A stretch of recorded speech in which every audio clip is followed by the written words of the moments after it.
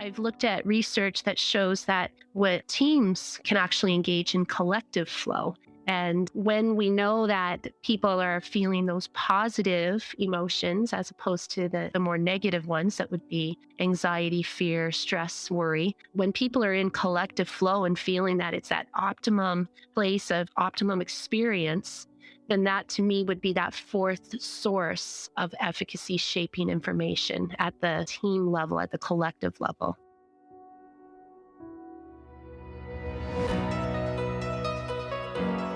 Welcome to The Teaming Edge, a show about education leaders and the actions they take to support team and school performance.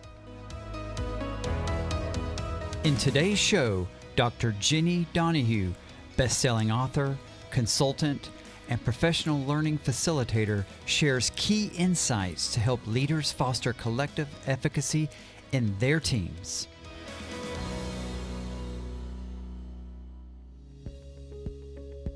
In November of 2016, Jenni published her third book, Collective Efficacy: How Educators' Beliefs Impact Student Learning, and it went on to become a bestseller, and this is a book I highly recommend. So the concept of collective efficacy was originally described when community members would come together to achieve order. So let me explain. Growing up, I remember living in a small neighborhood where all the neighbors followed social norms around maintaining your home. You know, things like mowing the grass, trimming the shrubs, picking up trash, those sort of things. Many years later, as an adult, I moved into a larger neighborhood that had a homeowners association. This HOA had explicit covenants that every community member agreed to follow as part of the contract signed when purchasing a home in that neighborhood. These covenants included upkeep of the yard, what color choice you could paint the exterior of your house, keeping cars parked off the street and in the driveway, and many other such things. Now, whether the social norms are implicit as my childhood home or more explicit as with HOA covenants, both are an attempt by community members to maintain order. In sociology and criminology, there is an idea known as the broken window theory, which suggests that maintaining order will prevent crime. Social psychologists argue that a window in a community that is literally broken and left unrepaired will lead to small crimes such as vandalism, where more windows will be broken. This in turn leads to larger crimes and increasing levels of physical and social disorder. So the idea here is that communities make it a priority to ensure that social norms are in place to maintain order and safety so that the community can thrive. Well, this idea found its way into education when Rachel Ells wrote and defended her 2011 dissertation that identified the relationship among collective teacher efficacy and student achievement. Later, John Hattie, an education researcher, converted the data in her research to an effect size of 1.57. You may have likely heard of Hattie's work, where an effect size of 0.4 reflects a year's worth of growth for a year's worth of input. So therefore, an effect size of 1.57 can go a long way to close the achievement gap. So Jenni's research and book has provided clarity by identifying the influences and enabling conditions that lead to collective teacher efficacy. Listen here as Jenni unpacks the concept of collective efficacy as a belief system. Collective efficacy really, and my favorite definition comes from Megan Shannon Moran, and she defines it as the belief, first and foremost, of course, that's important, but the belief, the shared belief that teachers in a school can make an educational difference to students over and above the educational impact of students' homes and communities. And that we know it's a very powerful belief system because when teachers do share that belief, it results in greater efforts, more likely that teachers will find ways to make evidence-based approaches work in their context. We know that when efficacy beliefs are established, that teachers persevere through some difficult challenges and they don't let those setbacks prevent them from doing the real adaptive work of school improvement. So this makes me think of the psychological phenomena where leaders' expectation of individuals' performance affects the individual's performance. So I'm speaking to the Pygmalion effect, where leaders have high expectations, teachers raise their performance to meet those expectations. And the antithesis of that, the Golem effect, where leaders have low expectations, teachers lower their performance to meet those expectations. And we see that with teachers and students as well. So how might this idea of Pygmalion and Golem be related to this shared belief system? Yeah, that's a great connection. And what the research shows is where teachers have a more firmly established sense of efficacy, they tend to have higher expectations. And we know, as you just mentioned, that when teachers hold high expectations, I think the effect size of that, according to the visible learning research around teachers' expectations, is 0.43. As teachers hold high expectations, they tend to provide students with greater quality questions, some more quality feedback, more time on task. And of course, they design more mastery experiences for students, which in turn result in students building their own efficacy about what they're capable of achieving. And so there is a relationship between efficacy beliefs and expectations. So considering collective efficacy as a belief system, geez, how does one reconcile the discrepancy that often exists among one's espoused theory to their actual theory in action? Yeah, I was just designing a session where I start and I created, like, with professional learning, of course, you want to get to beliefs. And so I'm starting the session with an anticipation guide, which is 10 belief statements.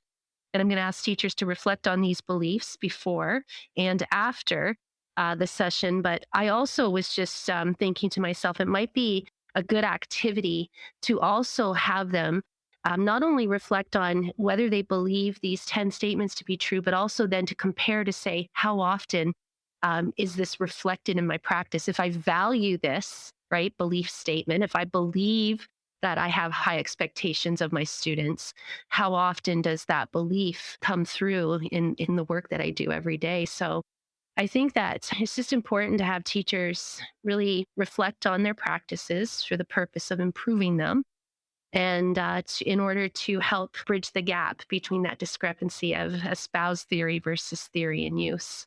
So I imagine first and foremost having the awareness and then explicit about what those beliefs are, and then maybe checking in on occasion with the team to see how are we doing, how are we honoring those beliefs. Would you agree? Oh, absolutely. I think that's really important. And when we're working with teams, not only checking in on our beliefs, but also the processes that we're using, right, that are part of our embedded reflective practices or our collaboration, just to make sure that we're functioning as an effective team. Well, and I know as leaders, we're working to foster that idea. But first, leaders need to build their own self-efficacy around leading teams. And I imagine a good place to start would be identifying what are the sources of efficacy. And one which you just alluded to is mastery experience. So it makes me think of Mihai Csikszentmihalyi's landmark research on high performers and their mental state, which a lot of us have heard of, called flow, which helped us realize that when a task is slightly beyond one's ability level, it can lead one to reach that state of flow. How might this relate to mastery experience as you define it being a source of efficacy? Well, I think that when we look at the sources of efficacy, there are 4 sources that inform a team and an individual's beliefs about what they're capable of accomplishing. Efficacy beliefs are future oriented based on sources from past experiences, and mastery being one of those experiences. When I meet with success, I start to, as long as I interpret that success through a growth mindset and recognize that it was my efforts that helped me to achieve my goal, then I start to build my efficacy through that belief system. When you talk about flow, I look at that as related to mastery, but it is to me, one of the four sources. The four sources are mastery experiences, vicarious experiences, social persuasion, and what the literature refers to as physiological states or affective states. And that's really basically just the feelings and emotions that individuals and teams experience when taking risks. And that's where I'm going to situate flow, because flow really is a state, right? It's an emotional state. And I've looked at research that shows that what teams can actually engage in collective flow. And when we know that people are feeling those positive emotions as opposed to the more negative ones, that would be anxiety, fear, when people are in collective flow and feeling that it's that optimum place of optimum experience, then that to me would be that fourth source of efficacy shaping information at the team level, at the collective level. When we're thinking about this collective state that teams can get into, I imagine that would really help support individuals on the team build their own self-efficacy. So which comes first, the team helping develop individual self-efficacy, or a group of highly efficacious individuals coming together to develop team self-efficacy? Yeah, that's a good question. And I know that there's a lot of research that I could point you to that shows that the two are related, that there's definitely where there's a sense of individual efficacy, there tends to be a sense of collective efficacy and vice versa. But I don't know if the direction of those variables or that relationship has really been clearly defined in the research. And I think that you could probably have a team where the majority of the individuals have a sense of efficacy. And if one or two team members are lacking efficacy, I think that you could probably, at a team level, definitely develop those one or two individuals who might be lacking in efficacy for whatever reason. I think it would be difficult, though, if we had an entire team of individuals that lacked efficacy. I think that would be a more difficult challenge. Tell me a little bit more about social persuasion. It sounds like it's just creating a certain social pressure to follow the norms and expectations of the group. I think so. And I think besides pressure, it would be, I think, pressure coupled with support, positive reassurance. And what's important around the social persuasion piece is what the literature shows is that the more credible and trustworthy the source that's providing the persuasion is, the more likely it is to enhance an individual and a team sense of efficacy. So that credible and trustworthy other is convincing a group that they constitute an effective team, that they're convincing the team that if they put forth the effort, that they have the skills, and if, together they will figure out how to do this adaptive work of school improvement and focus it on their goals. Sometimes the terms social persuasion and feedback are used interchangeably because that's, I think, an important component of that persuasive piece. And I think that if we're delving a little bit deeper into that, besides the fact that the persuader needs to be credible and trustworthy, an important link in making that feedback, as I alluded to earlier, is that people have to interpret mastery experiences through that growth mindset. So it's important for social persuaders to help teams make the link between their efforts and success, because when teams attribute success to their efforts, they should persist longer at the tasks. Jenni, I like that description of social persuasion, pressure coupled with support. So that's 3 of the sources of efficacy. Tell us about that last one. We talked about mastery, we talked about collective flow, we talked about social persuasion. But that vicarious experience is an important source of efficacy, shaping information for individuals and teams as well. And that's when teams see others who are faced with similar challenges and or opportunities meet with success. And they start to believe, well, if they did it, then surely we can do it too. And so that's of the 4 sources, the second most potent source of information for teams. Mastery is the first, and that's because it's based on firsthand experiences.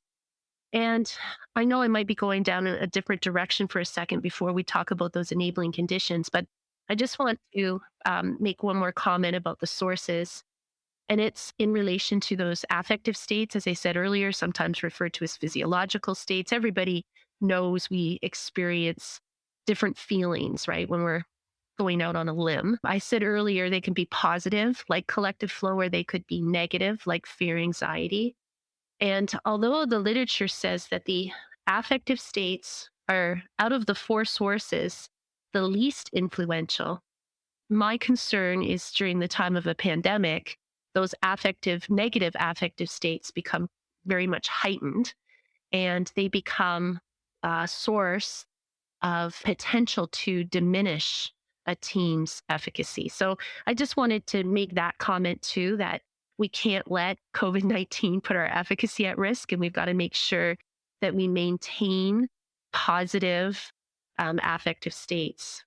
Let's go a little further with that. Do you have suggestions that you give leaders and educators to help them navigate that so that negative physiological states don't counteract the mastery experience and vicarious experience, the collective flow that teams are experiencing?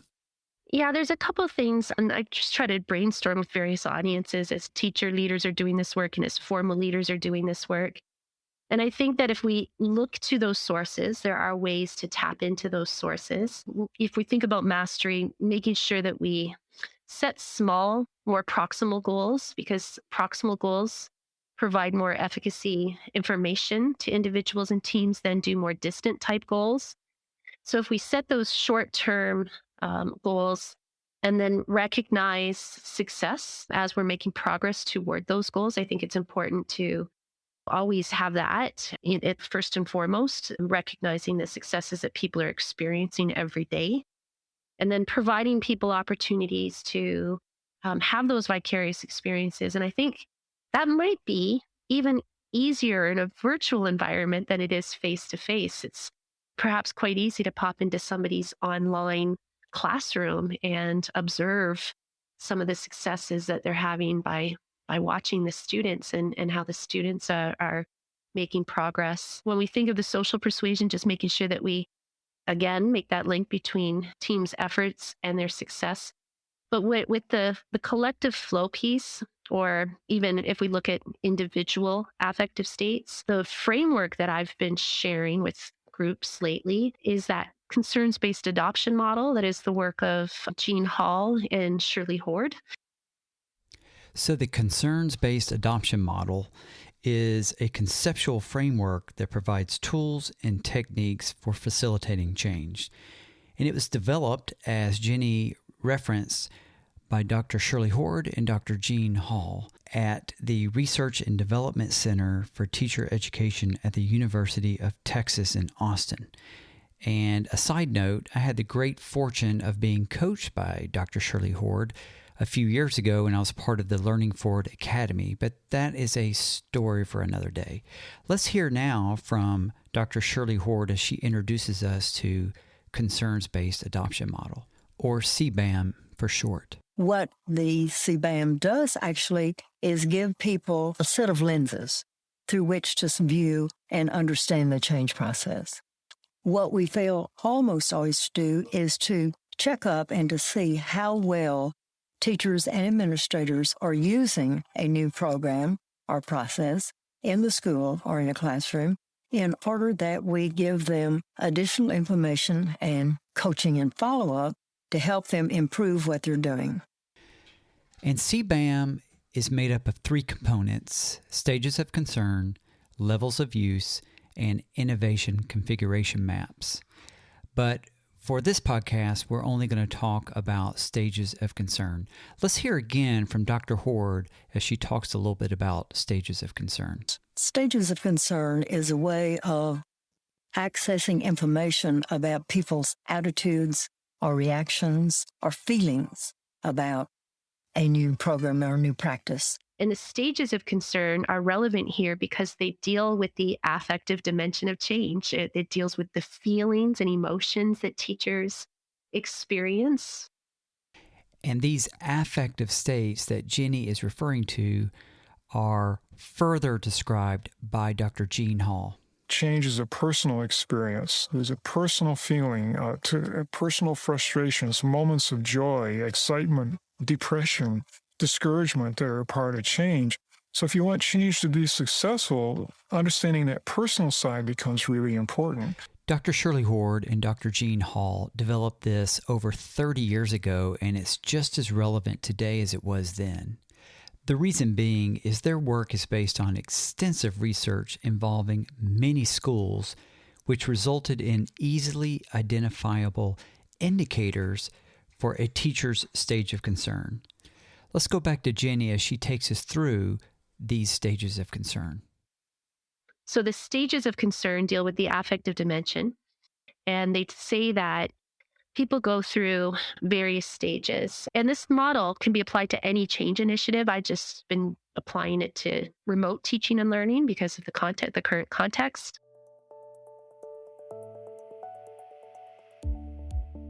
And the stages are first unconcerned, because we might have heard about something like online learning and teaching, but we're not concerned because we don't think it's going to impact us. That might have been early March. And then we move to informational type concerns. We're hearing about this and we need to know more. And then we move to personal concerns. And those concerns are around, how is this going to impact me? How much time is this going to require of me? And what they say is that if information concerns are lacking early on, then personal concerns become heightened. We need to address the concerns at the level in which they're expressed as well, or people won't move to the next level. The next level of concern after personal concerns, after people get past, what does this mean for me? How much of my time is it going to take? Is really around management kind of concerns. How am I going to manage this as part of my practice? And after people move past management concerns, they move to what Hall and Hord call impact concerns. And that's where people start to question, how is this going to impact my students? How can I make sure that my students have a positive experience? And there's two more stages. Is collaboration concerns, is how am I going to collaborate with my colleagues to ensure that we make this even better? And the final stage that Hall and Hord identify is refocusing. And it's when we've gotten to a point where we're comfortable with something, we start to try to find ways to make it even better. Well, I appreciate you pulling that in. That was actually going to be one of my questions around Dr. Shirley Hord and Dr. Jean Hall's work on CBAM. I love the work around the innovation configuration maps to help provide clarity, the questionnaires and the tools to identify this affective state that they're in, as well as how they're implementing those innovations. So I know that you and Tim O'Leary and John Hattie had a recent publication, I believe, and it was an article on the design and validation of the enabling conditions for collective efficacy scale. So it makes me think CBAM has that questionnaire that can help identify the affective states, as well as great tools for those one-legged interviews to find out where individuals are.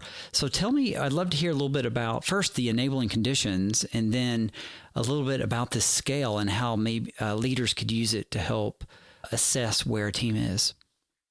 Absolutely. So thanks for those connections to the CBAM model. You obviously know it really well, and it's a model that I have found useful in my work with teachers and school leaders in helping to implement change. So thinking about those enabling conditions, based on research, we look to see what are the things in the context, in the here and now, that if present are likely to enhance a sense of collective efficacy. And I think it's important to say that this is based on research, because I hear a lot of claims basically that almost everything under the sun becomes efficacy enhancing. And I've heard John Hattie say it's not as simple as just making teachers feel good about themselves. It's more complicated than that. And so in turning to the research, looking at reviews around those antecedents, we've identified 5 enabling conditions, which include supportive leadership, cohesive teacher knowledge, goal consensus, embedded reflective practices, and opportunities for empowering teachers, really around teacher leadership. Just to give you a little bit more information about each of those enabling conditions, supportive leadership, of course, we all know the role of the supportive leader. that leaders may need to really focus their efforts on ensuring that teachers have the resources and the time required. And then we know that there's a strong relationship between the degree of teacher leadership and collective efficacy in schools. And so that notion of empowered teachers becomes an important enabling condition. And when we talk about that, I think we need to have common understandings about what that means. And it boils down to ensuring that teachers have decision-making power over important issues related to school improvement.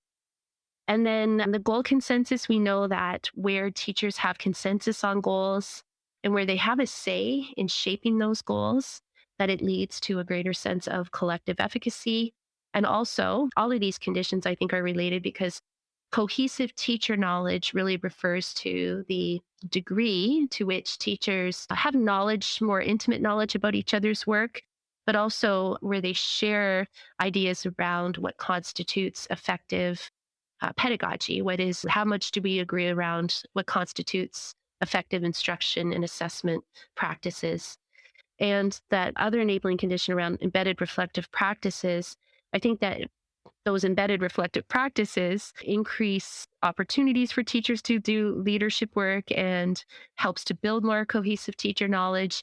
And that's really just making sure that when we come together, we collaborate on issues related to instructional improvement and also knowing collective impact. John Hattie always says that it's collective efficacy fed by evidence of impact, and making sure that we have processes in place to know that if we're making a year's progress for a year's input, those sort of things, and making sure that we have those discussions around current and alternative approaches. And are we having impact? How do we know? And is the impact valid? Is it equitable? What's the magnitude of the impact? And focusing our conversations on, those strategies that have been, I guess, shown to work well, and finding ways to make those evidence-based strategies work given our unique context and our unique students.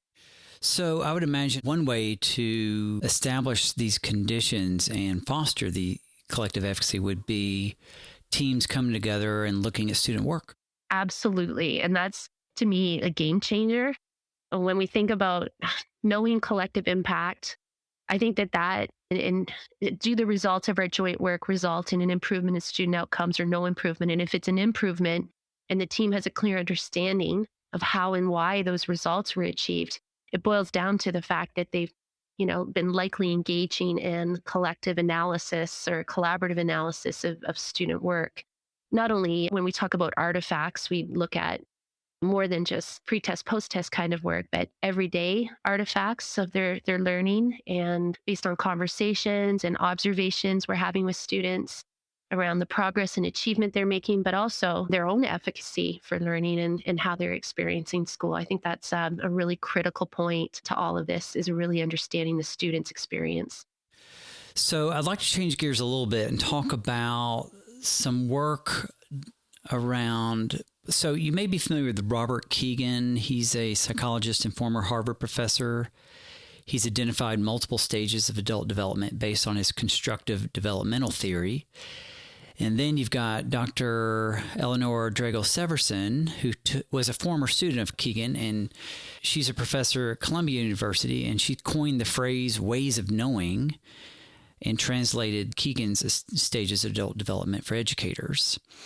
And then finally, Dr. Carl Glickman, he's a University of Georgia professor, and several of his colleagues applied that same idea of adult development in education and described it in terms of teams.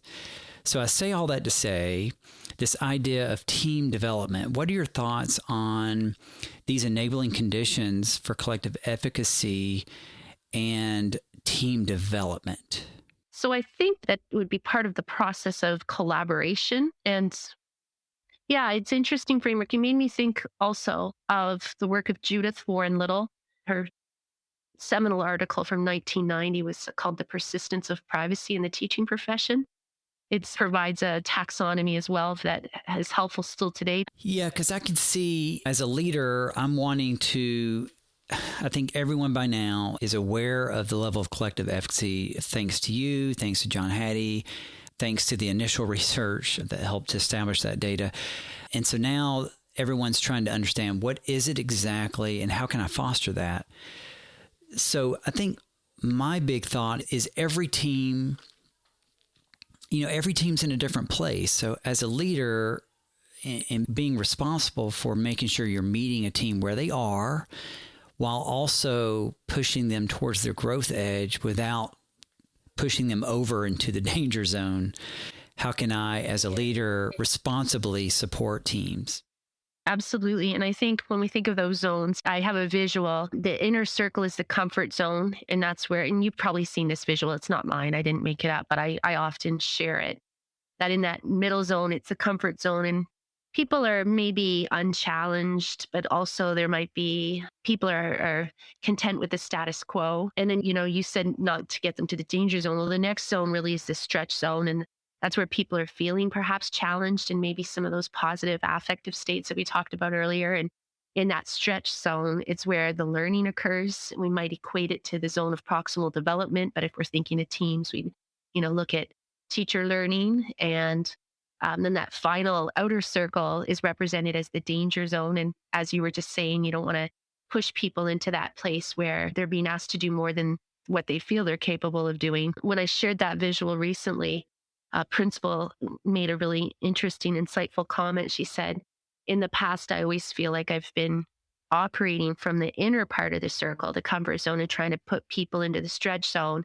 But as a result of the pandemic, I feel now we're all on the outside edge. We're all in that danger zone where stress is high. And so my job now is to just try to put people still in that stretch zone, but from a very different perspective.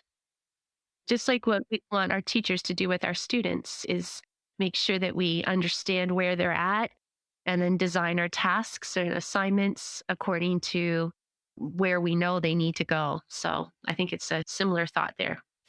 Exactly. And we all want classes to be a place where students can come and feel safe, and it's an exciting, rigorous place to learn. So when I think about our teams, I think we've all heard by now of those independent studies by Harvard and Google on effective teams and how they found that far and away psychological safety was the most significant factor to highly effective teams. Dr. Timothy Clark, a book I just came across recently, it's not a new book though, but he's a business consultant and identified 4 stages of psychological safety, which include inclusion, safety to learn, safety to contribute, and safety to challenge the status quo. So what role do you see? It sounds like you were alluding to it a little bit, but what role do you see the idea of psychological safety as leaders are fostering collective efficacy among teams? I think of the first stage there, as you said, that's got to be the first step. And I think that there has been a study I've come across, I'd have to dig for it, but the idea that a sense of belonging really helps to contribute to a sense of collective efficacy. Teachers need to feel like a valued and contributing member of the team. So I think that touches on the inclusion stage to help build that sense of belonging would be an important aspect, just like it is for our students in the classroom. Again, when I think of the sources of efficacy, mastery, vicarious experiences, social persuasion, affective states, these are the same sources that influence a student's beliefs about what they're capable of accomplishing. They're the sources that influence teachers' beliefs, but also leaders' beliefs. I mean, there's a lot of connections here that we can make to both building teacher teams from a leadership perspective, but also for teachers to think about building student self-efficacy from a teaching perspective. For sure. Yeah, that sense of belonging, definitely synonymous to the inclusion. And I would say your work around empowering teachers through collaborative inquiry is such a huge part of creating a safe environment for them to learn and to make a contribution, especially if you're using student work samples. I think so too. And then if we think about the notion, the fourth thing, there's challenging the status quo. I think that the inclusion of protocols in team meetings become an important part that leads to a certain comfort around challenging the status quo. And once that's built in, you can remove the protocol because people take on a new way of working together. So, Jenni, this has been so helpful. I know I've learned a lot. I know the listeners have learned a lot. So, what would you say would be the first step leaders might take to begin this journey of fostering collective efficacy among their teams? Well, I think, you know, it's so complicated. And I've presented in a number of places where I give some specific leadership practices, but the real work really happens in the field, right? Like I can say that if you do this and this, that's the place to start. People want a clear-cut answer, but with this work of this, it's as an adaptive type of challenge as opposed to a technical challenge, and there is no playbook. So I think for me, a good starting place would be to ensure that teachers' collaborations are focused on instructional improvement and knowing thy collective impact. Now, there's a lot behind that, right? But that would be a priority for me, is making sure that teachers are coming together to collaborate on issues related to instruction for the purpose of improving their practice, and then ensuring that teachers are recognizing the successes they're having, attributing that to their efforts so that they are fostering those opportunities for both mastery experiences and vicarious experiences, and helping to guide those conversations away from things that don't make a big difference to the things that, changing that narrative to things that are within our control, and thinking of helping teachers become evaluators of their impact, and making sure that we are always modeling the language of high expectations, helping teachers become aware of collective efficacy and the effect size research. I think all of that is involved in helping them know their impact in the end, but it's not something I think that people can accomplish overnight. And I think that it becomes, if people aspire to do this kind of work, it becomes something that we learn as we're doing, if that makes sense. Yeah, I think that's really comforting. I appreciate you saying that, and I think that would bring a lot of comfort to the listeners as well. It's the practice of doing this work really is the main thing. And as a result, we're going to get the outcomes that we're looking for. Jenni, I know you have a 5th book coming out. Tell us a little bit about that. Excellent. It's entitled Leading Collective Efficacy, and the subtitle is Powerful Stories of Achievement and Equity. The main author is a friend and colleague, Dr. Stephanie Height, and so I'm the co-author of the book. And we collaborated over the last couple of years, and the book is really telling stories around the conditions in schools that help to foster a sense of efficacy. And it really is a story about how different leaders in different places in North America have been able to realize improvements in achievement and decrease in the gap, the equity gap or achievement gap between different groups of students. And we're looking forward to actually having it in our hands shortly. That is exciting. That is timely. And I've just really have loved the trajectory of your work as an author with empowering teachers, with collaborative inquiry. Of course, your work with collective efficacy. Then, what do we do to implement this? And now with these stories around the conditions and building equity, just so perfect. The way you release these is really enhancing all of us as leaders, identifying and fostering collective efficacy, identifying those actions that we need to take and those enabling conditions. So, Jenni, thank you so much for lending us your time and your expertise to help make us all be better leaders. It's been a great conversation, and I've enjoyed learning from you. I've got a couple notes of some things that I'd like to, as a result of hearing some of the things that you've been thinking about and reading, some next steps for my own learning. So thank you very much for this conversation. I enjoyed it thoroughly. Okay, that was my interview with Dr. Jenni Donohoo. And you can find Jenni through Twitter at Jenni_Donohoo and through her website at www.teacher-efficacy.com. So now I'd like to leave you with a tool that can support your leadership as you're working to foster collective efficacy among the teams you support. So if you go to my website, johnwilliscoaching.com/tools, you will find a collective efficacy assessment that you can take that'll provide an analysis and give you specific actions that you can take to support your team based on where they are. This is a free assessment, and it's based on 3 domains: culture, competency, and conditions, and it has 8 subdomains. So it's a very thorough assessment to help you identify, again, those leader actions that will foster collective efficacy on your teams. So go to johnwilliscoaching.com/tools to get your free collective efficacy assessment now. Thanks so much for listening to the show. Remember, your leadership actions make a difference. What are you committed to this week? I'm John Willis, and you've been listening to The Teaming Edge.